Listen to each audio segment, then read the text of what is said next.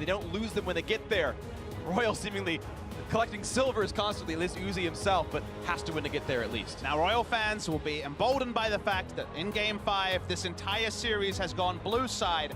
They are blue side for the deciding Game 5. They can ban Jace for a 5th time, and now it's on SKT. You can see Faker trying to get as much focus as possible. Right now the spotlight's on the coaches though, as picks and bans get started. Again, the Galio, Sejuani, Jarvan, all up in the air, circling around, waiting to be traded here. One final ban in the first phase for World Never Give Up, and I wonder, are we going to see something Tristana? extra new? Or do they go back to the old style, but with the extra information of what their opponents have played so far this series? Definitely using all of the clock. Draft could hinge on the ban here. Gragas once again banned on blue side. Hoping Both for the a jungle victories pinch. for SKT was with the Gragas. Peanut and Blank picking up 1 each. So the jungle pool being pinched again. So the question is, do you ban away the Jarvan or Sejuani and make that a 1 for something else trade with the Galio on one side, the uncontested Sedge on the other? Something similar. If you ban Tristana, you theoretically get Galio and X, or you're able to look for the jungle matchup, the support matchup. So far, RNG have looked past the Galio. Wherever possible, the Jarvan they took previously is available. Yeah, are they forcing a first pick jungle on the Jarvan? No, it goes to the Tristana, so Jarvan Galio, is that the famous combo that SKT get in the decider? Jarvan Galio available. Xayah has been overlooked the entire time, and Rakan banned out earlier. I think SKT stick with the Galio. You can hear the crowd. They were laughing about this pick in Game 4. No longer laughing. A bit bemused, though, in Game 5 to see it a 5th time in Faker's hands. It would be unreal to have Faker play 5 Galio games in a row if SK Telecom failed. I'm going to go further. It'd be unreal not to see Jarvan Kog'Maw locked in here. Try to turn the old Chinese technology against them. It's the most obvious draft of all time. They can, of course, play it later on with the Trish picked up. There's no rush there, so quickly it's a new look once again. Seeing the same lane matchup 5 times. Xiaohu now brings in the Corki and the rush to get Let Me a protector in the Shen. And you hear the cheers go up from the Chinese crowd for Xiaohu's Corki. He can carry so well in the late game. It's not just about Uzi, and we mentioned the spread of damage over this series. Yes, the early game might not be as much pressure, but RNG will definitely be packing it later. So you don't take Kog'Maw here. If you take Lulu, you kind of prompt a Kog'Maw ban. It's an obvious ban to take away. They've prioritized the Lulu. They could not get both and pair them with the Galio and Jarvan. So now, still the second phase. Super intriguing. But if you have to start banning away carries from Bang, you don't get to pinch Huni's champion pool anymore. The Gnar, the Trundle, Cho'Gath, things that have been attacked quite a bit in the draft. He can get one of those big carries, and you're seeing SKT worried about aggro lanes, ban Leona themselves. Wonder what this means for the jungle pool for MLXG, because Lee Sin has been played once by him at Worlds. Massive pick for the side of RNG, and the jungle pool certainly has started dwindling. Sejuani banned a lot earlier. The Kog'Maw, like we expected, you see Lulu picked. Kog'Maw is almost certain to be banned with no Rumble to try and take him down in team fights. Yeah, I doubt we'll be seeing a Nocturne again. Nope. You're talking about MLXG's jungle champion pool. Yeah, the Lee Sin or Rek'Sai or something are a bit more likely there. Oh, okay, I'm 100% sure we won't Wow, be seeing the Nocturne again. Nocturne actually comes through as the ban. That is a big shock to me, but it happened all the same. So RNG, what is the final ban? What are they most afraid of, Twitch? It's removing hyper carries from Bang, saying, I dare you to find something that you can carry with. And now this is so interesting, because a lot of the conventional AD carries are gone. You could go lower damage to an Ashe, for example, if you wanted. Looks like they're going to pick their AD carry last, suggesting perhaps they will go very risky with their AD carry choice. Looking for a blind pick top lane. A Trundle was the pick for them in recent weeks, but the Gnar lane pressure worked for them largely in Game 4. Yeah, and he knows he's going into the Shen, so he knows that it won't be that difficult. You won't get that pressure from something like a Camille, from something like the Rumble lane. We'll see what it comes through. Final rotations now for World Never Give Up. Who's the last round of the draft? They need a jungler. They need a support. Tarek worked for them before. They locked it in again. That was a win for them. That was the Vayne game. It's Tristana this time around. SKT, last pick their bot lane. The tier list says it's going to be Xayah. Let's discuss, though, that RNG don't have Force on their lineup. This is a lot harder Tarek comp to pull off. The timing of the Cosmic Radiance with no engagement. Lee Sin! I mentioned the Lee Sin. It seemed likely when they held on to it, but a risky choice by RNG. Incredibly risky. We mentioned how difficult it is to play the team fights with the Tarek, using it effectively.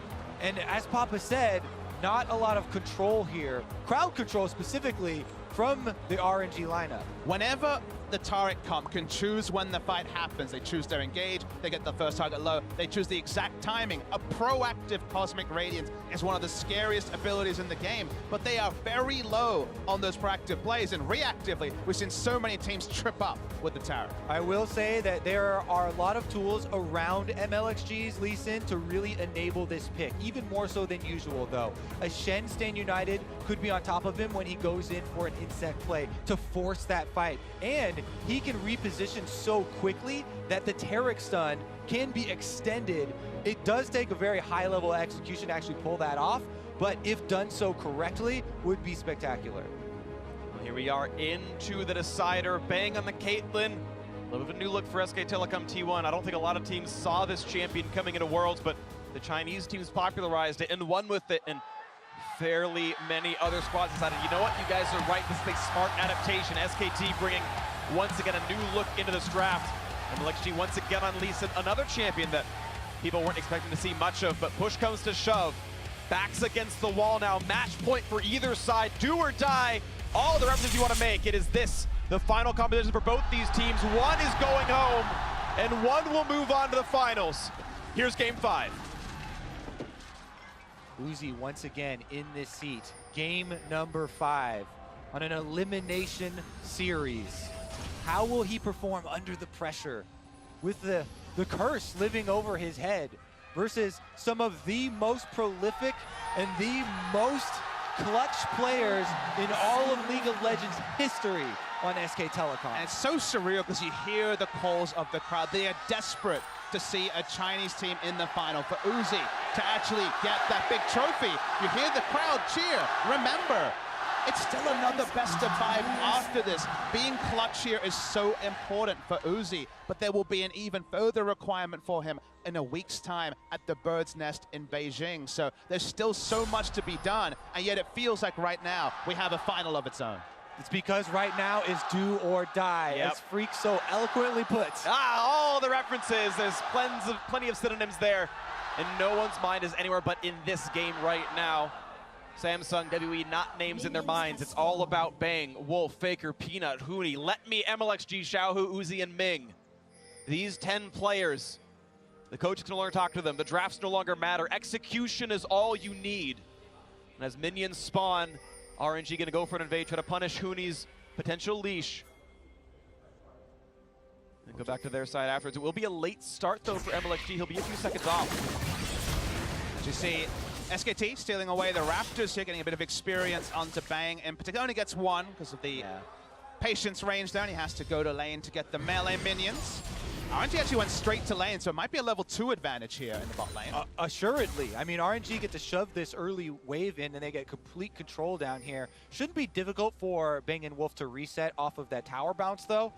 With the Lulu and Caitlyn, they have very strong advantages here. Now, you talked about the bands of supports, you know, the Leona specifically in Champion Select here, but Tarek and Tristana can also apply a tremendous amount of kill pressure. Ming, though, taking a lot of damage on the outside. Not a lot of ways out, he flashed, but it's gonna be Peanut in range! He's gonna get in there with the Ignite, the damage comes through, first blood for Bang! We said one of the only things that they would fear would be Rock's Peanut. Peanut comes down from the red buff to the bottom lane to secure first blood for SKT. Talked about taking away strategies as well. That's MLXGS, one buff into walking all the way down. That is not what you expect conventionally from a Korean jungler min-maxing. This is all about getting in the head of RNG. Has to make the entire trip, walks all the way down. They see RNG pushed up, and Peanut smells his moment. So many things collaborate here to make this possible. SKT, they seemingly for free give away this minion wave push level 1 by going to the Raptors. Yet, all the time coordinated with Peanut on this Jarvan, a red buff start immediately to the bottom lane to take advantage of an over-pushed lane. And it finds success here in Game 5, the critical moment. One of the few moments maybe there would have been a smiling Peanut, as he's been grimacing almost the entire summer season into Worlds. That was Vintage Him. Didn't take an Elise pick, didn't take the Nidalee. Was banned away in the previous game. But a confidence booster is so important for the jungler of SKT. The first recalls come through in the mid lane. Faker, if he wants to, can TV right back in. Just add some ability power for the wave clear. MLXG is hard farming. He actually went for his own trust as well. Something not too often seen in early clears, but a hard farm out of the Lee Sin so far. Level 3 for him. Matched by Peanut, though. He's also got himself a gank off, so massive props, of course, to the SKT junglers we were mentioning before. Let me doing his best to play defense up here. Is currently up in farm. Worth noting, is doing very well for himself, but Shen has been a big champion for him. His ultimates were so good in that first game.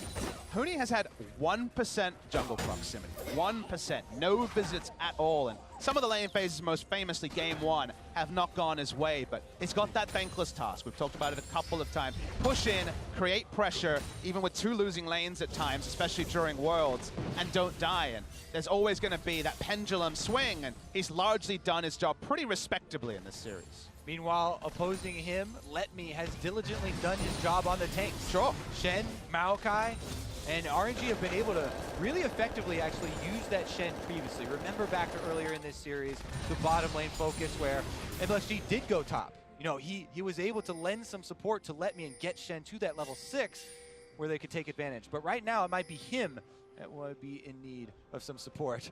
Fancy camera work there, though, and he's no longer around the mid lane. Currently down bottom, looking for a play off the control ward. Just feels like MLXG needs to make action happen wherever he goes. Late rotation jungler, the playmaker that he is famous on. If everything's left equal, I mean, pushing advantage for SKT top and bot lane, although it's pretty even right now as RNG have pushed up and Galio situationally can clear faster than the Corki. So my eyes are really trained on what MLXG can do as well. That's first aggressive move. Yeah, lands a slow couple autos, but Galio already on the way down. Faker not far. Doesn't have ulti, but still. Nice strat on Huni, lands the hyper damage, and that will be a control ward cleared away. So now suddenly it's RNG losing vision on this side of the map. It's going to be so much of balance here in the early game about the globals of all these solo laners. As we approach the level 6s for Faker, for Letme, these cooldowns are tremendously long in the early game, and those are what you base your entire team strategy for that early game around. Jungle paths are determined by these. You know, trades in the top lane like we just saw could very well mean Letme joining on this bottom side gank, or it fails. We didn't even mention it. Ming has Ignite, so showing a bit of transparency around playing around bot side. That's why you see MLXG once again returning here for the lane game, but SKT pulling back very respectful. Yeah, no reason to go run headlong into them in front of a minion wave, so gonna play out range. I do want to point out though, despite the Caitlyn pick, and so many times in Worlds we see it be a super lane dominant pick, you knock the turret down, there's nary a lick of damage on the RNG bot lane turret right now. Uzi and Ming, maybe with the Ignite threat, who knows, have been able to keep the lane at equilibrium the whole time. So now I would definitely say that the respect is being paid to that Shen, Stand United post level 6.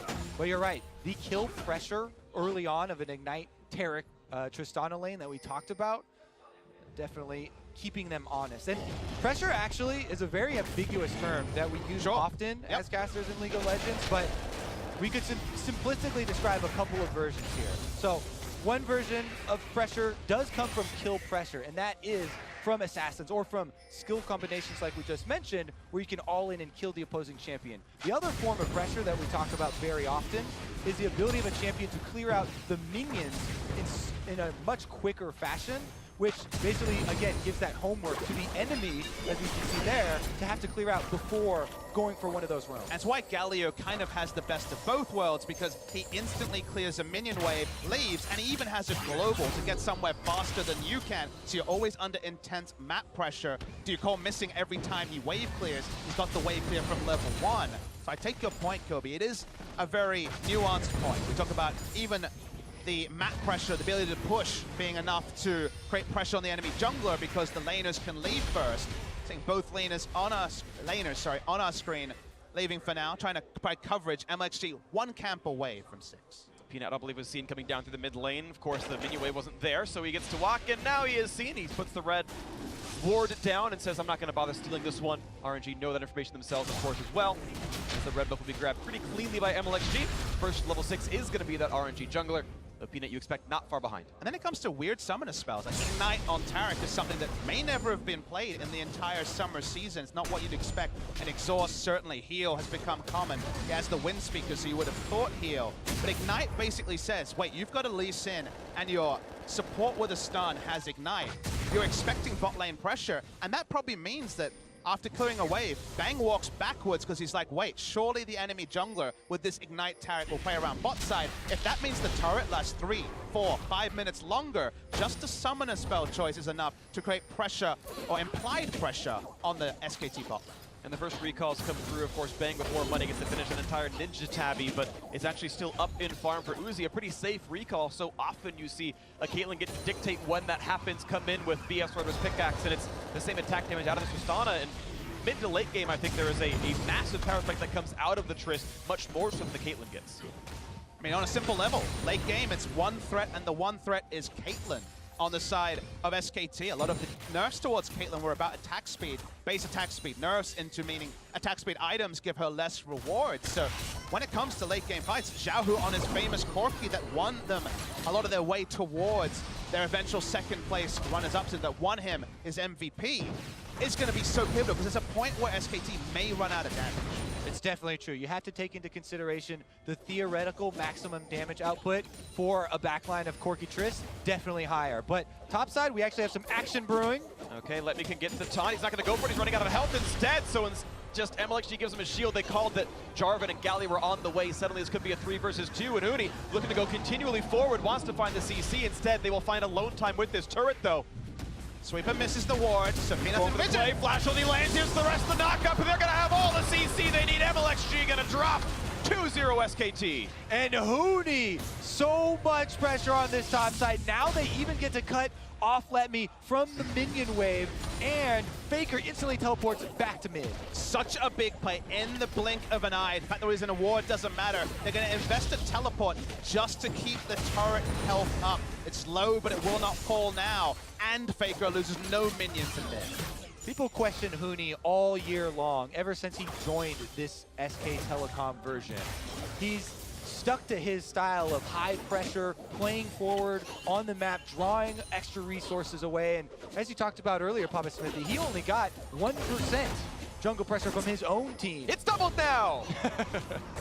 I mean, he's kind of had a thankless task in summer. Spring season, he comes in. First game was Maokai. He played a lot of Poppy. He looked great. He fit in. In summer season, halfway through the season, as we look over a bit of a replay here, his only wins were on Cassiopeia top, Lucian top, a bit of AD Cannon. He wasn't playing the meta champion. He can play the Gnar. He showed it in his victory over Khan in the LCK final, the only game that SKT won. He does play to the beat of his own drum, and I love that SKT, with no Antara, have to embrace that, and all their strategies around a pressure top laner, something that Huni uniquely provides, and Antara does not. And one of my favorite stats is the Huni style, of regardless of champion, is effective. On Cho'Gath, the average past halfway mark for first 15 minutes, forward percentage is 30% of the time. They'll be across the halfway point. Huni's Cho'Gath forward percentage is 50%. And Huni has had to reinvent himself a bit here with Jace banned permanently. He hasn't played the Trundle once. You think about what a Huni champion looks like, you think, what about Cho'Gath, the big blind-picked mid laner of this tournament? It doesn't work for Huni because it doesn't have turret-killing pressure. You need to either gank Huni and allow SKT to make plays on the bot side, or Huni needs to be able to take down turrets while the enemy team reacts. It looks like the top lane should be falling on this one. No one's quite in range to stop him. Xiaohu was sent to handle the 1v1, but a little bit, not enough time really had, and Huni will get the solo kill on first turret of the game. SKT up 2,000. Gonna walk over a trap here and reveal himself, so SKT know what's on the way. Damage onto Wolf, but it doesn't matter. MLXG so far ineffective on this Lee Sin pick. It's been Peanut been able to actually get a gank off on this, and now we got to fight into the mid lane. Let Me puts on the dodge time, and now Xiaohu gonna find himself a duel against Mooney, but he's got to be careful. Peanut is around. A lot of burst damage. He's almost gonna take him. One rocket, but the damage reduction of the Galio saves Huni's life. Single-digit HP means that Gnar does not fall down. It was a lane swap by RNG to try to have the Corki answer Gnar. Ranged auto-attacker alike in the top side. Shannon mid lane, that would have been a big punishment, way back into the game for RNG. It does not happen. Faker saves another teammate, applying the damage reduction for the last rocket. Meanwhile, down bottom lane, Yeah. Ocean Drake taken up. So a solo Ocean, 14 minutes, not the ideal, but not bad. The fact that RNG's duo was able to heads up 2-on-2 with a bit of intervention, but not a true gank, get the turret kill against a Caitlyn lane. No one gives first turret against a Caitlyn lane. RNG did, so the strengths on different sides. Uzi and Huni, the two major forces. The turret health was high, but they knew that all the members of SKT were topside. There was no backup for SKT while MLG was bot side. They couldn't know that he was taking down the Ocean Drake. They had to respect, they backed away. It's nice to pick up the turret, answering turret for RNG. And you talk about the 2 points of power, Freak. Just a little fun fact here, Huni was at 3 HP from that last engagement. So that hit points of power. That point of power, yeah, was 3 HP from falling over. He attacked one extra time with his Cole, got 3 life unhit, lived through Xiaohu. And while the early game has gone good for SKT, they don't have the inevitability of mid to late game fight Lulu Cogmore. It is Caitlyn this time. Caitlyn, after the big debut with WE with the Janna Caitlyn lanes, has not found any real success subsequent to that. Nard is going to go for a DPS build, but there's no guarantee that if this game stays around the 2,000 to 5,000 gold mark in 10, 15 minutes time, SKT can win team fights. Yeah, you definitely have to run it through the team fight simulator here. Theoretical damage output of a Corki Tristana is amazing. However, there is higher disruption on SK Telecom's side. So if the front line can play well enough to disrupt the auto attacks and the damage output, then it could be similar. Here we go on the bottom side though. Let me is the target. Two puts in the dodge, he buys a lot of time, but here comes the rest of the squad. Wolf is here, the taunt to buy some time, but Peanut can walk away. SKT, 3 unanswered kills. That was really strong, even through the dodge field, able to pick him up. They'll summon the Rift Tower, force RNG to react bot side, and Faker's just leaving open, trying to wave clear around the mid lane. Baker feels like he's constantly trying to put out fires across the map, but look at the number one burning on top. Flash kicked him into a wall, and all the rest of the damage is there. Huni, of course, the standard build doesn't have any resistances yet, and they knew their limits. MLXG hoping to get this first turret, but here comes Faker. They've got to walk away. No turret taken down. Faker keeps moving around. Second charge on the Rift Herald. Difficult to return to a chunked out bot lane inner turret, so not necessarily going to be a big factor. Very nice execution on the top side. That was the second kill onto Huni. That 3 HP hadn't have been there the previous time. That would have definitely been a psychological blow to Huni, but giving up his life there and keeping up his summoners is decent. 2,500 still the lead for SKT. He can still feel good about this one. The fact that he got first turret gold means he's still ahead of his opponent in lane. Uzi hoping to find something to do. Xiaohu forced to run away as well from Faker.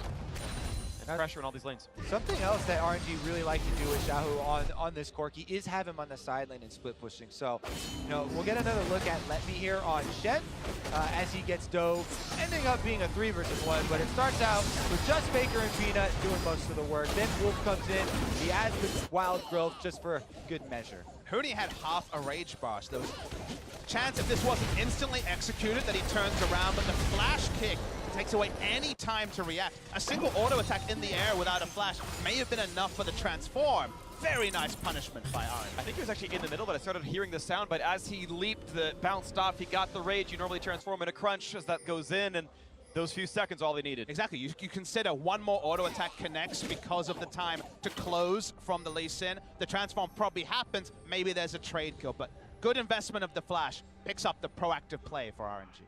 And again, the point we were talking about earlier, the difference between what you expect and what you got out of Caitlyn. Absolute value almost the same, but that's not how this game works right now. So Bang working back from a deficit.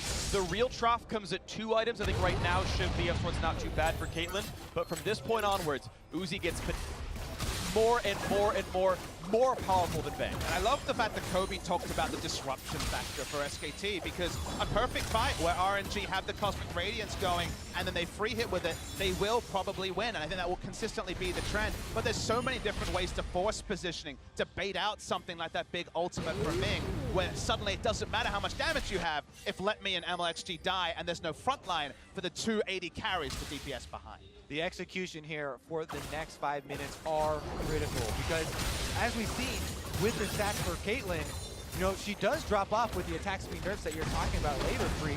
And we've seen so many of the teams stall out with the pushing, but SKT are keeping up the pressure, trying to get that bottom secondary turret. I think he might have known that MLG had no flash, but still a flash to get away. Didn't want to get knocked up, but a quick dodge out by Let Me, but SKT able to get their third turret now of the game as bot lane tier 2 falls. RNG only just getting top lane outer. Being able to run back, we've got a Lulu near him, put some damage on towards Uzi. Meanwhile, as we talked about before, the Trinity Force Corki.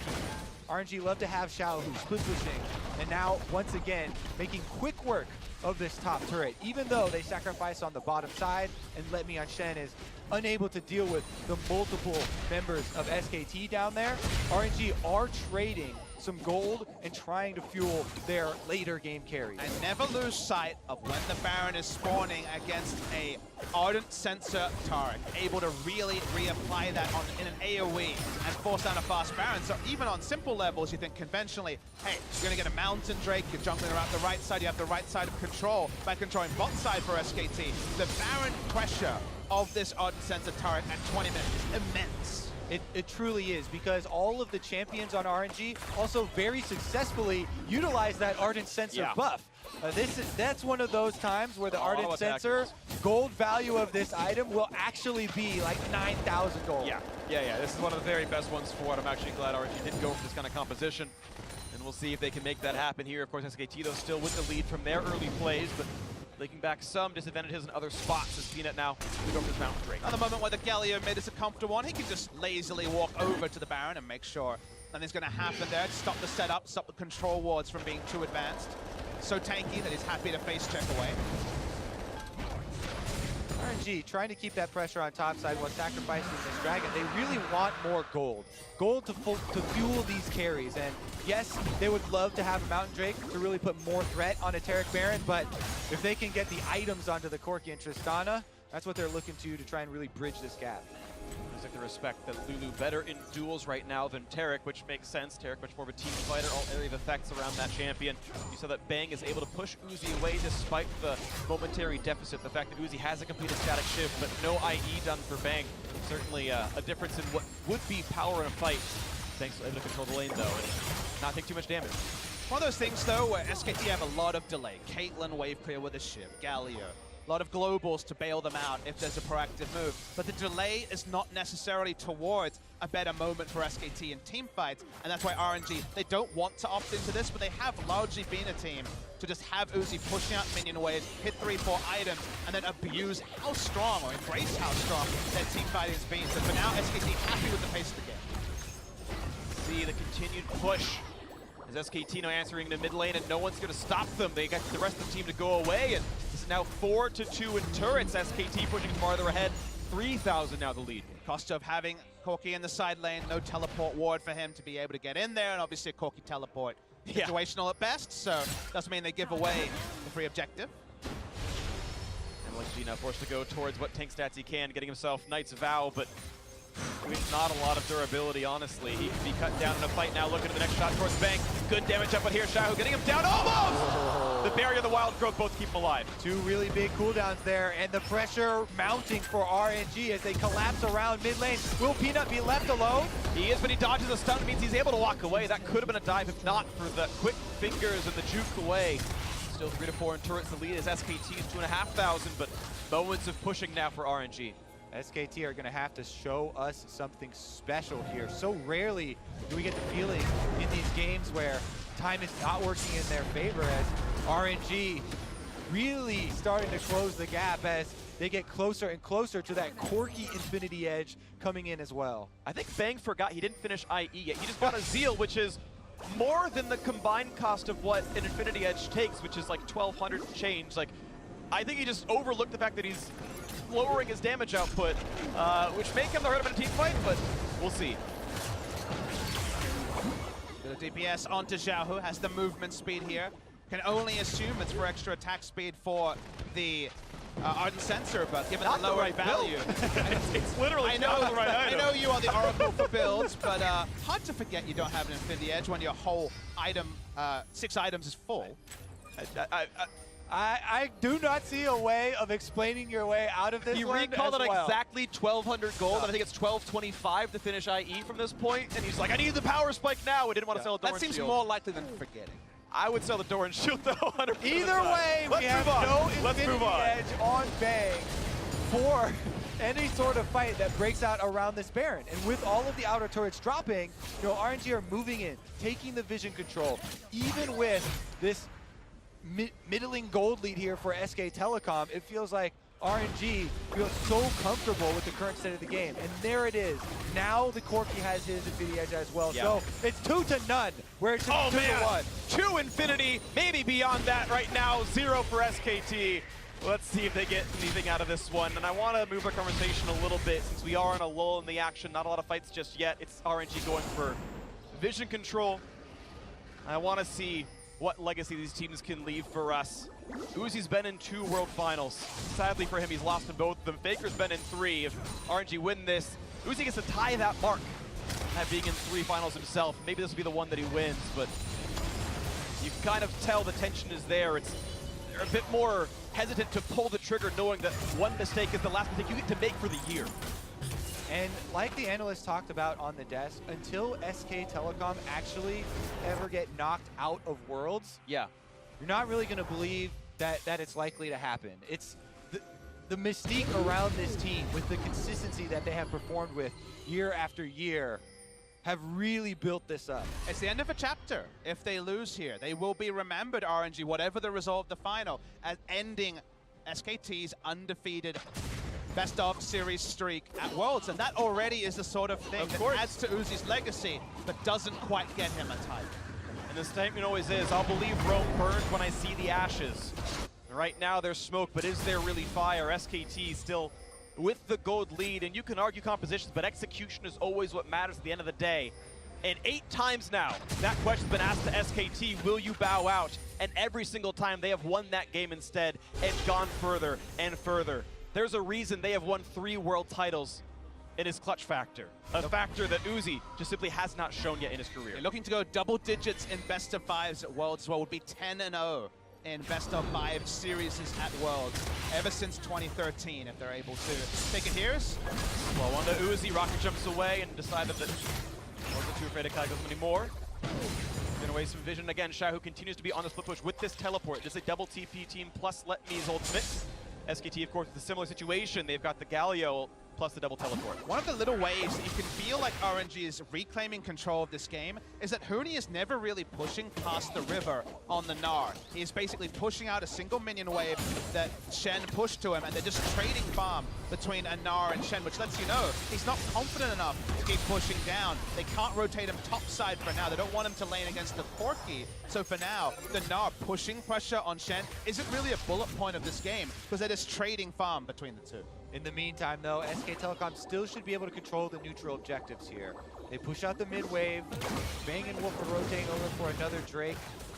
Luckily for them, Ocean Drake not the most beneficial at this stage of the game. Sure. But they'll definitely take every little bit they can get. Honest Smith, you mentioned trading farm before. To narrow in on that topic, you actually look at who's having gold leads on both these sides. Xiaohu and Uzi are actually the ones with gold leads over their respective counterparts of SKT. It's top jungle support with 4 gold on SKT, but in Minute Redemption, no one cares that Wolf has 700 more.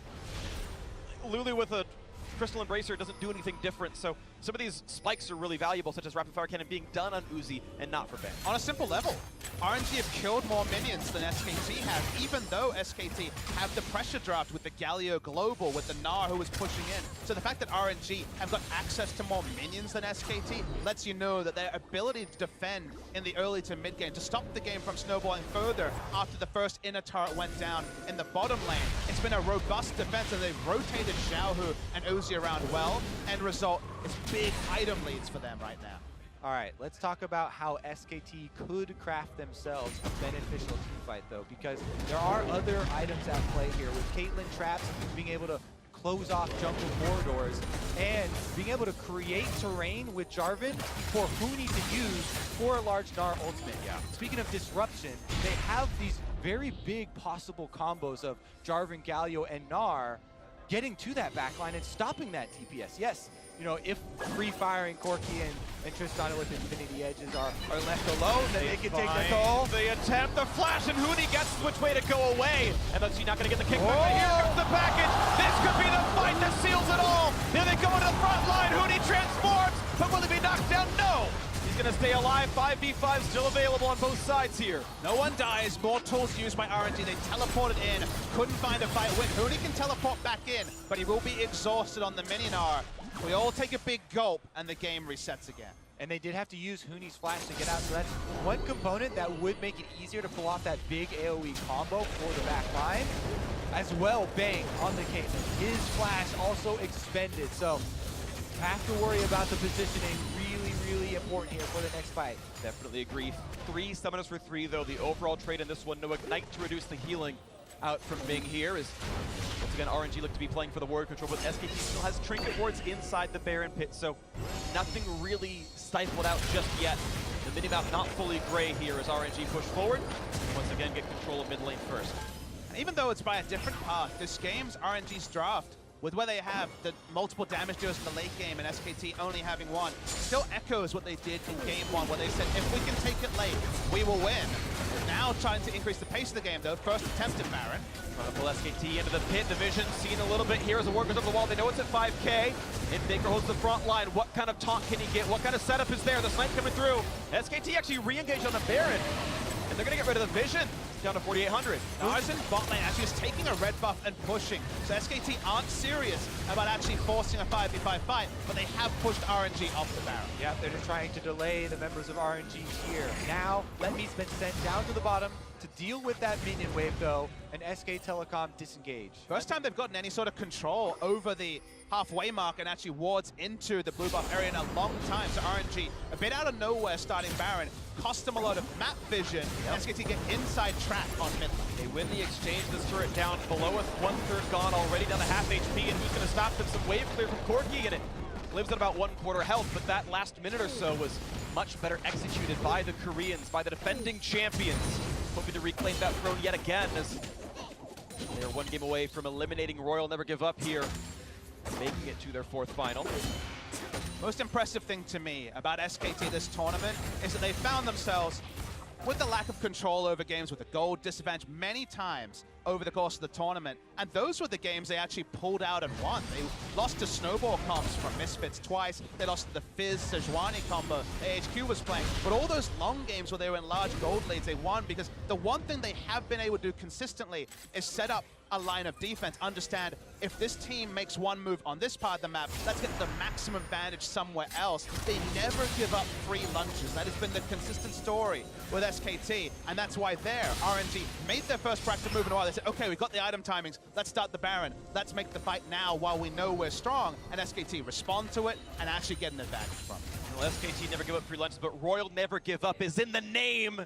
That was lame, but it's going to be still the battle for vision over that one. I'm actually disappointed in myself. I apologize profusely everywhere, but it is still, it's just the tense vision battle. That is what this game is boiled down to at this point. The waves being cleared reasonably well on both sides. Huni not getting crazy inroads into the side lane. I completely get it, Frank. There's nothing to shout about right now. We're waiting for that Titanic moment. We thought it might have been the teleport play from Xiaohu, but it was snuffed out, even though it was the aggressive use of the Shen. This game is bleeding. It's basically requesting a match winner to show up in a moment. Another Baron start, we might see that big moment. And it feels like SK Telecom are calling RNG's bluff. They're saying, prove it to us now. We are proven champions, and we have the poise in late game. You make the first move. Flag saw it. It was still down there. The taunt's going to land on a 1. The stun there to join it as well. They get the ulti out of Gali. Letme will be knocked up there. The chase in still going for Bang. He's got the damage up, but Chunks uses it to half and forces the rocket jump away. And meanwhile, Gnar still pushing in the bot lane. So Huni was doing in their losses, doing it here as well. He's back in Minan form, which when it comes to turret damage, is actually a benefit for the Gnar. Huni taking his toll down there on the bottom side, and the veterans in SK Telecom get a little bit more pressure. Continually able to split the map once again, now starting on the Baron. The team far away. MLXG can join this, but the Baron losing health rapidly. He sees, guys, Bang's hitting the Baron. There's no control ward on the Baron, so they're not actually able to secure it. They had one in the inventory. They peel away. SKT were not going to finish. And critically, Xiaohu on the bottom of your screen in the minimap, chasing Huni down, who was closing in his rage bar for a teleport to join the rest of the team. But here they go. Cataclysm pops and kicks right back to the rest of the team. MLXG hoping to buy some time. Will get flashed on by Faker. The knockups to follow. Here comes Shen. The knockups are coming in. Do they have the damage up? But MLXG trying to run away, getting on the wall, staying alive with a chase in for Peanut. Will find the first kill and break all the silence. And the chase now for Let Me slowed. And no flash, but getting away, but a dead jungler is all SKT needs. They find the kill on the jungler, and that's all SK Telecom need to flip the switch. Baron started up once again. He's still pretty far away, walking in an easy solo on the Drake for Huni. Baron losing more and more of his health, 8,000 health left. You can see a quick blink in, Uzi nearby. Bang, hitting the shots in, down to 4,000. Let me in the front line. Here's the TP in for Huni, and a trap gets Uzi too low. Royal never gonna forfeit the Baron. The spike comes through, and now it might be too late for Xiaohu. Flashing away, hitting the blue for a bit of move speed, but his health bar's running low, and Faker will shut him down. SKT was so reliable on the defense that RNG got angsty. They thought something had to give. It was SKT that were actually able to pick up the important pick. The one time they actually had control over the Baron area. Nerves of steel for SK Telecom, and it pays off with a jungle pick into Baron buff and opening up the RNG base. 35 seconds till Xiaohu is back. This should be an easy push at the very start. So the question is, what do they go for? Is it inhibitor and more or inhibitor and back? And they look to be positioning a bit forward here, but they will cease at this point, take the win that they can get, and let the respawns happen. A lot of Baron buff duration. They have a backup win condition spawning in the Elder Dragon. They picked up 3 stacks on that as well. No need to get greedy. We're going to be able to finish the game with Justana alive. SK Telecom so confident in this front line, able to find the pick there in the critical moment to open up game number 5. And let's take another look at MLXG here on the attempted escape. Yeah, he doesn't flash. He doesn't flash, but in previous areas, this would have been fine for him to go for aggressive vision. SKT were not defending the Baron area that aggressively. This time they do, and Peanut just about finishes the kill. That's just so greedy. MLXG's in front of 4 people, and he says, I'm in Cataclysm. That's okay, I'll wait it out. And they give away all the control. SK Telecom call for RNG to prove that they deserve it, to move past them, but not to yet be proven. Now they're going to have to do it into a Baron buff on a pushing SK Telecom. Open mid lane here has already been destroyed. Super minions will soon be making their way to RNG's base. And a bunch of purple minions will be making their way to the bottom of the base. Yes, they are. And as they continue marching on down, it's a source of gold for RNG, but a source of consternation, knowing that if their base falls, their hopes are over. And we rewind. What were we saying? RNG with the double Infinity Edge carries, they just wanted to team fight. SKT got their advantages without even starting a team fight. A pick was all they needed. Now they roll in with the long-range Caitlyn, trying to take a second inhibitor turret. The only thing they wanted to avoid was a fight. And so many times Galio looked to be going aggressively. We knew it was just to allow the Nard to split push. SKT does not want a 5v5. What's the next play? Onto the bot lane they are. The traps from Caitlyn make re-engaging difficult. Let Me blocks the shot. And the siege can continue. Huni walking up, the rest of the team doing the similar. Cannon shoots away at this turret. Say what you want about the nerf DPS of Caitlyn in teamfights, but her tower siege is still premier here.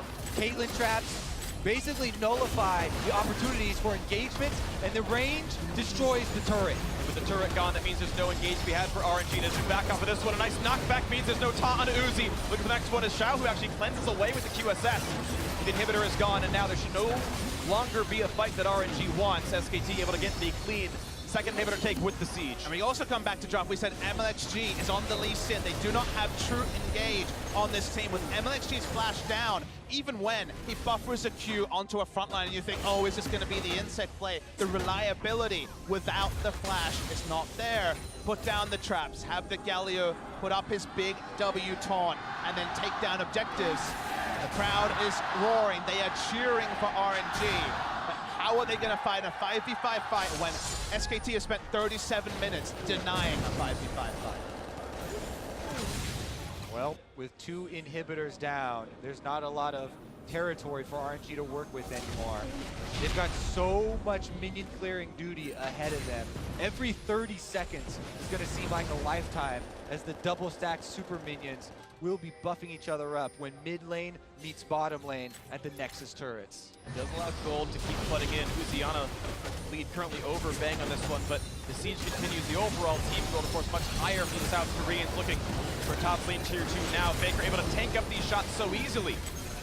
Even if the theoretical damage is higher, Faker's real tankiness just the highest in this game. It's never going to get access to the Caitlyn. It can't walk up and actually stop the turrets going down. Faker, maybe he's taking damage. It's hard to tell at this point. Yeah, can take 3 turret shots for just a Lulu shield. Gets harder from there when you have Block It, Redemption, and everything else. Bang again, putting some shots down, gets a couple hundred health off of Let Me. Maybe it's worth just trying to kill Nar quickly, but even that's so difficult right now with Branduin's complete. Turret's falling low. Faker pushed away, but yeah, the shot's still coming in. The turret's tanked up, and this will be turret number 8 for SK Telecom T1. They've doubled the score of RNG in that regard. And the SK Telecom war machine slowly creeps forward. Bang places another line of traps. The super minions are inside of the base, and RNG's options are running out. Snaps up, auto's ready. Faker again holding the front line. Ming burns Locket to block it. Dolce, that seems a bit excessive, but wants to be full HP for that one. Let Me taking a couple of shots as well. Maybe a taunt onto the tank here. Let Me is going to be pulled in. The taunt zone, dodge zone gone. And not a lot of damage for this one. Minion wave in mid, starting to be pushed in. Minion wave in bot lane as well. RNG have good wave clear. They can rotate around and stop the economic victory coming through from the minions pushing in. But otherwise, they're just basically watching, hoping for a miracle from this man, from MLXG. He's found out the Warhop's wasted. A lot couple shots come out from Bang though as well, and Ming's at 2/3 health. Red buff goes once again, 2 in a row to Bang, stolen away from RNG's jungle. And well, there's an Elder Dragon waiting on the other side of this wall. It looks like there is no chance for RNG to stop this. They will get mid control for a moment and not much more. A 4-stack Elder Dragon going to SKT. He has to respect Faker. Spike comes in. Uni goes for the Mega Dart. The triple stun. Here's the follow through. It's going to be 2 already. And into the back lane goes Let Me. Cannot kill off Wolf though as the Chinese members are falling left and right. Uzi on the run. Peanut here to follow soon. Jumps forward, finds the dunk to flash away. But it's a 3v5. Can you win this fight and make it down to 2? This could be the death now. Uzi trying to kite from Huni. Oh. It's not gonna happen. That's 4. That's gonna be 5. That's the ace.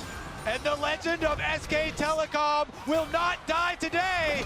I've been told they're mortal, but they are not going to die today. A 12,000 gold lead. The team fight when they need it. SKT, masters of control, will take down the Nexus, will take down RNG, and are headed to their 4th World Championship final.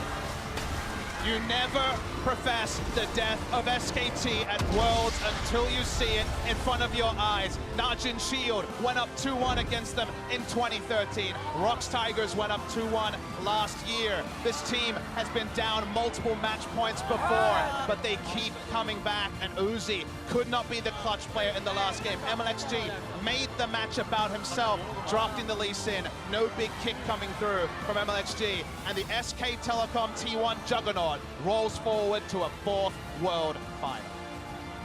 It rolls forward, but it was pressured. They had to work so heavily for this. 2 best-of-5s. SK Telecom have been pushed to the brink. Yes, they have made it, but man, it's been close. Down 2-1, and both times they pulled back the last 2 games they needed. SKT, as you said time and again, but it's worth repeating and mentioning. You don't see dynasties this good in esports or any sports. 4 World Finals in 5 years. Could be 4 titles in 5 years as well. The team so happy. Peanut came in and was the clutch member needed. So often we've talked about the substitute jungle situation with this team. You know, Banky and Blank, now Blank and Peanut. And yet, as one of them gets subbed out, the other one always comes in to save the day. Peanut's smile, definitely a bit of a ray of sunshine after all his depression. Assistant coach Rapid Star on the screen again. And to your point, Freak, we use very flowery terms when we talk about SKT's dominance. Odyssey, other Greek mythology words. The era of, the chapter of. The chapter is still being written. We are still seeing it. There was a chance for it to be closed today, and maybe a new one spring eternal next year. But the chapter and the resilience of this team, for Peanut to come in and be as good as he was, dictated 2 in Game 4, strong in Game 5.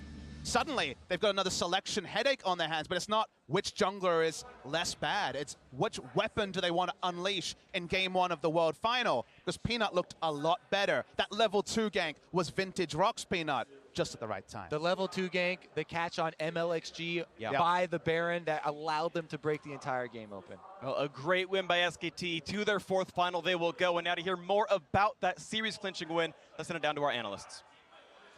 Thank you very much, gentlemen. We went the full 5, but SK Telecom T1 once again show us why they are the best team in the world, winning 2 straight to push themselves to a 4th consecutive finals. And for RNG and fans here at home in China, disappointment strikes as they realize how close they were to taking down the defending champions. Did you know SKT's last 4 best-of-5s at Worlds have gone to 5 games? And they've won every single one of them. Like, the way they adapt throughout the series, and this is the scrappiest I have ever seen SKT play. The gymnastics they had to do in pick ban throughout the entire series here, into the way that they played around Huni's split pushing so much in these last moments. Like, they keep proving why they are the best. I mean, it feels like it started out like a boxcar race, and then it was like this beautiful car at the very start of Worlds. And as it's gone further downhill, like a wheel's popped off, the windshield cracked open. Still rolling, baby. Exactly. Yeah. Flames are coming off the back of it.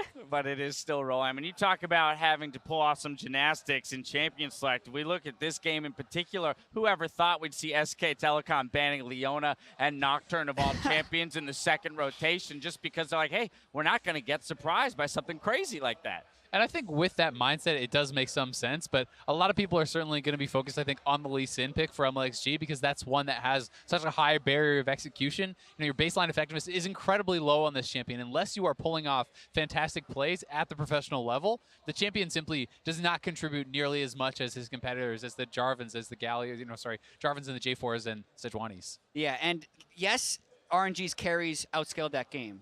And I think RNG on an even gold game with the same mentality as SKT does outscale with that team composition. But what we said beforehand, like why I thought the least likely outcome for this series would be an RNG 3-2 victory, is that poise that you have in the big moments. Like we saw Bang head in hands after game 3. We saw Faker eyes closed, finding his focus before that 5th game. And they did. Bang played amazingly those last 2 games. Faker played great the entire series. But if you want to talk about the player that individually stepped up in Game 5, funnily enough, it was Peanut. It was mentioned by the casters, right? The big level 2 gank and that catch on MLXG. Time now for us to throw it down to an interview with the SKT jungler. Thank you very much, guys. And who else could I be joined by them? By Peanut, who was laughing and smiling very broadly when he walked off the stage. Peanut, how relieved are you that after those 5 intense games, you guys were able to close out the semifinal?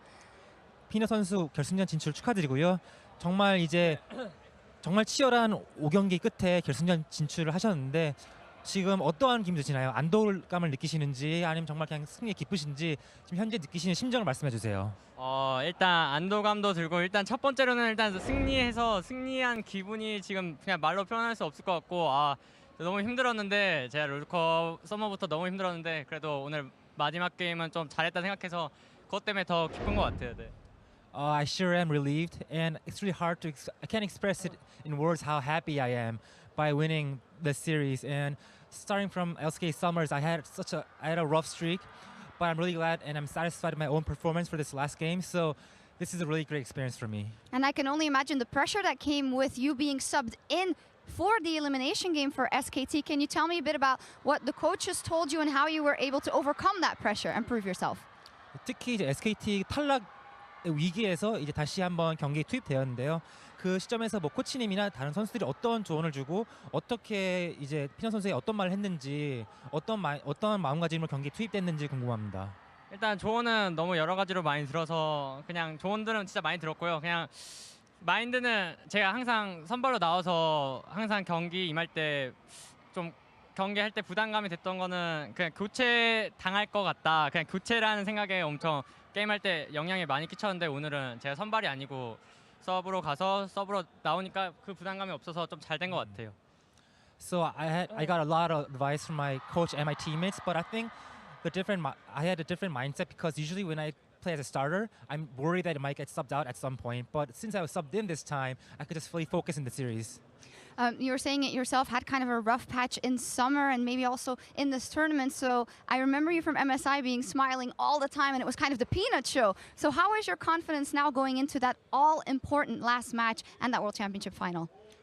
이제 피넛 선수가 이제 LCK 썸머부터 살짝 좀 다소 부진하는 시기를 보냈다고 말씀하셨는데 사실 이제 MSI 때는 피넛 선수 항상 웃고 정말 즐거웠고 MSI 최고의 스타 선수였잖아요. 근데 이제 이번 준결승 통해서 어떤 자신감을 가지고 결승전에 임할 수 있는지 말씀해 주세요.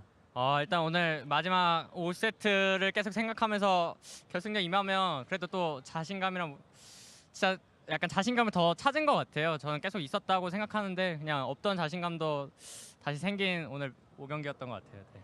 So I think through Game 5 today, I regained my confidence fully, and I'm gonna keep on replaying this Game 5 in my head and keep this momentum going on, and my confidence and morality really high going to the finals. All right, fantastic. Well, we'll see you there. Thank you very much, and congratulations once again, Peanuts. Back over to you guys.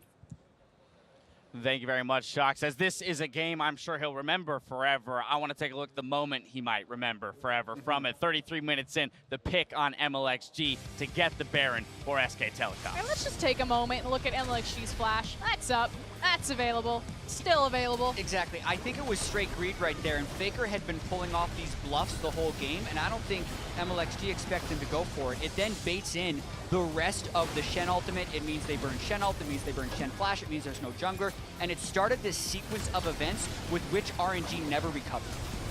And at the end of the day, these are the situations where you have to be able to handle the pressure. You have to be able to think clearly, make the optimal decisions time and time again. And that's really what it seems SKT excels at. And these other teams that keep challenging them always fall short at. And it's not just MLXG messing that up by holding his flash. It's then Xiaohu trying to steal the Baron with the rocket. Even after that MLXG death happens, if you're not going to fully commit to a 4v5 fight at Baron, you have to concede the Baron and have loss minimization, which is what RNG was really good at for most of the World Championship, but couldn't hold it together when it mattered most. And I will say this. MLXG is probably going to get a lot of heat because that play is going to stand out as the kind of the big undoing, especially in Game 5 across from SKT. But it does take something for players to step up and to try to win the game. The fact that he locked in his Lee Sin in Game 5, that he tried to take the responsibility, and then even Xiaohu, who tried to save the play by overextending, looking for the Baron. So while there were mistakes, if that had worked out for them, they're then suddenly the heroes. I mean, oh, sorry, go ahead. So what I'm disappointed in is not... I'm disappointed that the game even got to that point for MLXG, to be in this place where, like, hey, he needs to find the initiation, because we were never asking when will MLXG find a fight before. He was just doing it. And for as much as we praised RNG for going for 50-50 Barons against Samsung, they did it and it worked. They had Lee Sin kick. They could have kicked Jarvan away. They could have tried to do a 50-50 with the big team fight, but they never got to that point. They had one kill in Game 5. And to that degree, you kind of see in that moment him weighing the decision between, do I blow my flash for safety or do I play greedy to hold it for that eventual flash kick that could win us the game, for that game-winning play that we so often expect to see from him. And I think, honestly, if you're going to criticize MLXG for not being able to find the fights, you also have to praise SKT for playing very intelligently around their win conditions, around their opponent's win conditions, knowing that if Faker is around, you can actually take those fights. And this was the final fight. Huni finding the Gnar ultimate, catching everyone, and as soon as you saw him go over the wall with the Elder Dragon, you knew the series was over. You knew SKT were going back to the World Finals. And the immediate response from Faker, and while I do agree that Huni has been incredible, Faker has just been amazing. Not only this tournament, but this series in particular. 5 games on Galio. I don't know how he got every single one of them, but even in the losses, he was unparalleled. Yeah, and we watched the way Faker paths in the early game. He was doing a level 2 roam top in one of the games to help out Huni, but it takes 2 to tango. It takes 2 to play that game. Huni has to carry. Faker is also helping a lot from the Galio. I think it's so impressive that Faker, while often up in CS, is able to roam constantly. He's able to threaten the side lanes and absorb pressure. He seems to be able to do it all, and to me, there's no doubt in my mind that he was the best player in this series on either side. And I think that fully deserving of getting there again. All right, let's talk, though, for a moment real quick about Huni, though, because this is one of those teams that is kind of, rejecting that ardent sensor meta, and they continue to look at Huni as someone that they want to put resources into, and they are finding success. Yeah. We keep saying that they look wounded, but they are winning. I know, and there's a chance that they're probably the favorite heading into the World Championship, pending the results of the series tomorrow. And I always come back to the question of whether or not SKT is playing around Huni because they want to, or if they have to. Because SKT has always found a way to win in whatever means necessary, but I feel like Huni's teleports have been off, and when he does his own thing, when he's allowed to just split push and almost never teleport back in for the collapse, and SKT is just so good with this experienced four-man unit, like that's when they have looked best, so that's the way they're playing. And I'd also say, while we talk about them playing around Huni, it's not like he's getting nonstop help. He has insanely low jungle proximity. He's barely ever getting help from his team, but it is playing around him in that this is the style the team all has to work with, right? You have to be able to play defensive with the 4 if your 5th is going to be off in the side lanes, but I think he's doing it as well or better than anyone in the world right now, and to me, this is kind of the success that we were expecting to see from someone like Khan. People were super excited about the carry top laner. I think Huni has been showing an excellent display of that. Well, what I think as well is Huni has always been so amazing at being Huni. And when he joined SKT and when we saw Huni in the spring split and Huni and MSI, they're like, wow, Koma coached Huni into this amazing tank player. Huni's still Huni. Yep. He's not being the tank player that could be coached into a different man by Koma and Carter. He is playing the way he has always played, but the rest of SKT is enabling him to now be in the World Championship with the rest of SKT. Talk to me, Frost. And then you have to look at kind of the other two top laners across from it. It's either going to be 957, it's going to be QV. And both these guys, I mean, QV a bit more has more of that lane pressure, are big 5v5 top laners. It's about their teleport play. It's about how they set up the team fights. And now they have to play that split push style and be flexible if you want to control SKT. All right, the big plays came from Huni in Game 5. The big damage came from Bang down in the bot lane. Let's send it down for a word with the SKT bot laner. Thank you very much, guys. Indeed, joined here by Bang, who also played that 5 games of that very intense series. Bang, what from your perspective were the biggest challenges that you overcame today? 일단 정말 치열한 경기 끝에 승리하신 걸 축하드리고요. 오늘 경기에 가장 고비했던 부분들이 어떤 것이 있었나요? 저는 일단은 1경기는 사실 패배가 그렇게 아쉽진 않았는데 저희가 두 번째 접을 때는 굉장히 이제 저희가 생각대로 챔피언도 다 가져오고 했는데 단순히 그냥 순전히 저희 실수로 좀 이기고 있던 경기를 역전 당했다고 생각해서 그때가 좀 많이 아쉽고 또 고비라고 생각해요. 상대가 기세를 더 탈 수도 있었고 저희가 좀 꺾일 수도 있었는데. 네. So when we lost game 1, I wasn't too worried because I thought that was a game fair and square. But when we lost game 3, I was really worried because we had the picks that we wanted and we had the game planned out, but we just made a lot of mistakes and lost that game really easily. So after that game 3, I thought that was the tipping point and challenge for us to win the series because we thought that the RNG would get the momentum going on. But you guys took the momentum back. That also happened when you played Misfits. You guys received, as a bottom lane, a lot of criticism after that. So how do you feel you've performed, rebounded, and how do you feel you've performed today, rather? 이제 사실 지난주 미스피스 경기할 때도 이제 3경기 지고 좀 위기가 있었지만 다시 한번 경기 흐름 바꿨는데요. 4경기를 통해서 사실 그때 미스피스 경기 때는 좀 바텀 라인 좀 다소 경기력에 대한 좀 그 비난이 있었는데 어떻게 경기를 다시 끌어올렸는지 궁금하고요. 이번 시리즈 그 바텀 라인 의 경기를 어떻게 평가하시는지 궁금합니다. 저번 주에 이제 미스피츠랑 경기를 한 게 저희한테는 이제 굉장히 약이 됐다고 생각하고 저희가 사실 롤드컵 준비하기 전부터 또 준비하러 와서 레오나나 블리츠 크랭크 같은 불타는 향로를 가지 않는 챔피언들에 대해서 완전히 배제를 하고 저희가 게임을 해왔었고 연습 경기에서도 한 번도 안 나왔었는데 이제 그런 픽들에 당했잖아요. 근데 저희가 사실 그래도 한 3, 4일 정도 준비할 시간이 있었고 그 픽들에 대해서 연구를 다시 했고 사실 저희가 미스피츠전 경기 전에도 자신감이 굉장히 있었는데 그 챔피언 상성만 이제 좀 문제풀이를 하면 그건 저희는 실력에 자신이 있었어서 그냥 그런 것들에 집중을 했었던 것 같아요. 네. So I think through the last Misfits series, we learned a lot from them. Like coming into this tournament, we didn't even consider like playing against Leona or Blitzcrank, we ruled them off the table completely, those non-Ardent Sensor champions. But through that series, we learned a lot about ourselves and about the other champions that could potentially get picked. And I think through that experience, we were able to recoup the past 3-4 days, and through that practice, we were able to play a lot better this series. All right, fantastic. Well, thank you very much, Bang, and we'll see you in the final. Thank you, Holman, as well. Back over to you guys.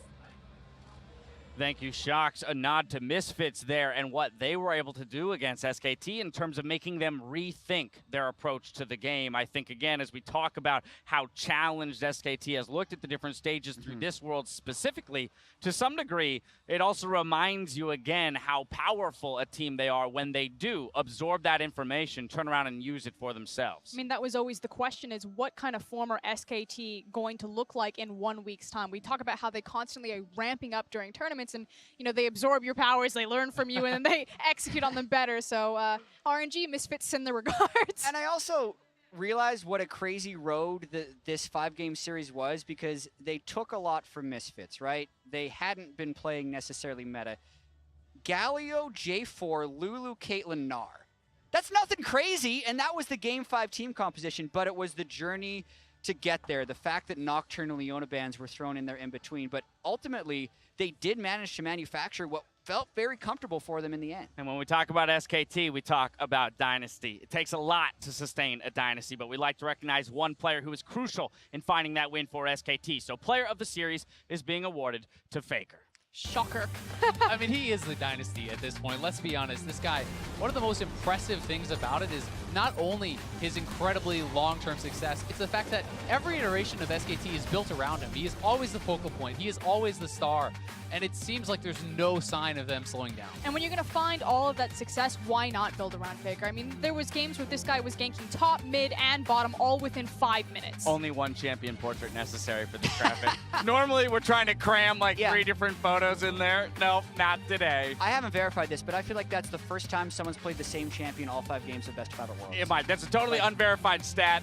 Take it as you will. There's just got to be no way. With the way series adapt so much, like you do also have to call into question the fact that RNG gave him Galio in all 5 games. Like, were all of those other bans always necessary? You have to wonder a little bit. For sure, but they'll be wondering too. I mean, at the same time, if you look at it, if this is a SKT lost series, which it very well could have been, people then you're going to flame Coma. Why would you be picking Galio? Why do you put the best player in the world on Galio? So it's very hard, and you can look at it both ways. It's kind of damned if you do, damned if you don't with Faker, because he can play everything, and he can play everything at the highest level.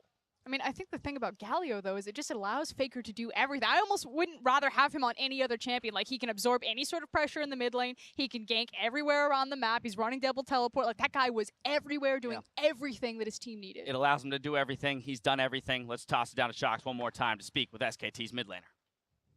Thank you very much. I am here with Faker, who has just been crowned player of the series after 5 games on Galio. Nonetheless, how do you reflect on your own performance today?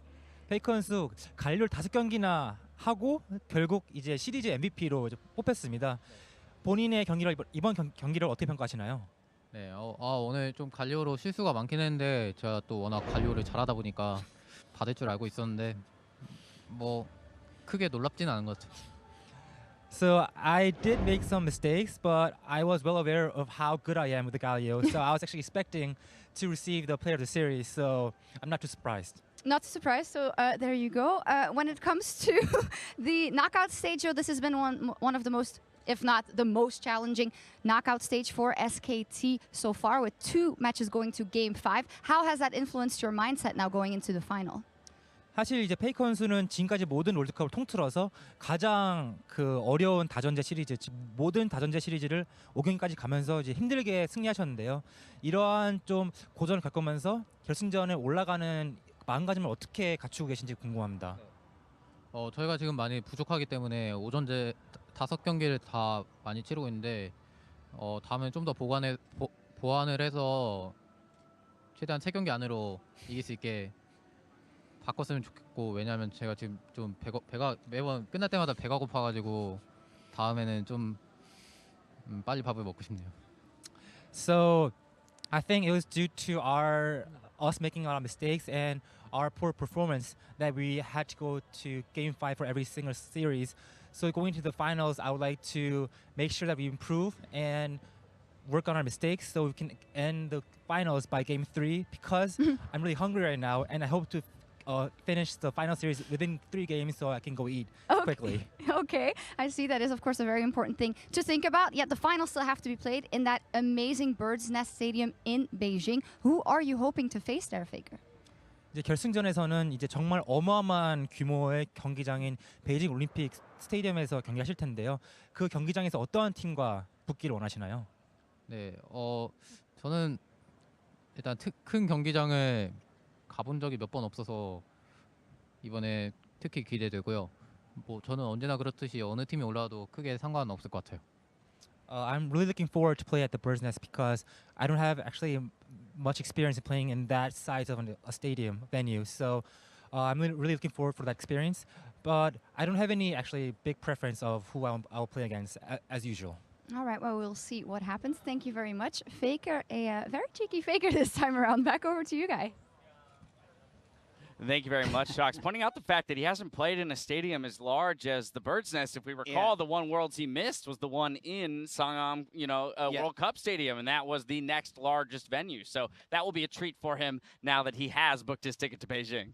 Yeah, and Azel pointed out during the interview is like he looks really happy. Yes. After that one, you can tell how much stress SKT was under in this last week. Like it's not just some made-up storyline that SKT has been pushed to the brink and that they look wounded. Like they were. They had to kind of throw out the book of what they were planning after the Misfits series, completely remake it.